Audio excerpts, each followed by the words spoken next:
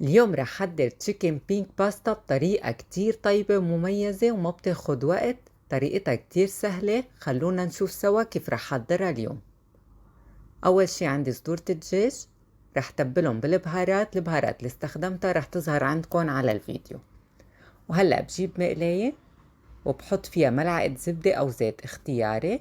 بعدين بنزل الدجاج على نار وسط، كل جهة بدها دقيقتين، وبتاخد عندكم لون وبتستوي من جوا. هلأ صار عندي دجاج جاهز، رح فرجيكم اياه عن قريب.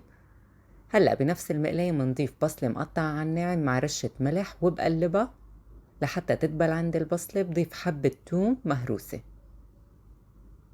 برجع بقلبهم شي دقيقة لحتى تطلع ريحة التوم مع البصل. وهلأ رح أضيف الفطر الفريش وقلبهم مع بعضهم.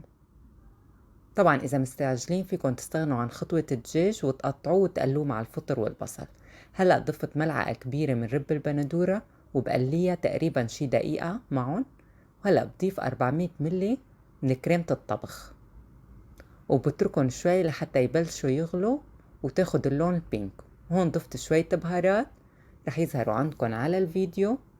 وهلأ رح أضيف الباستا، فيكن تستخدموا أي نوع انتو متوفر عندكم، وبقلبهم مع بعض. بضيف عليهم رشة بارميزان اختياري طبعا، وبتركهم يغلوا مع بعض شي دقيقتين.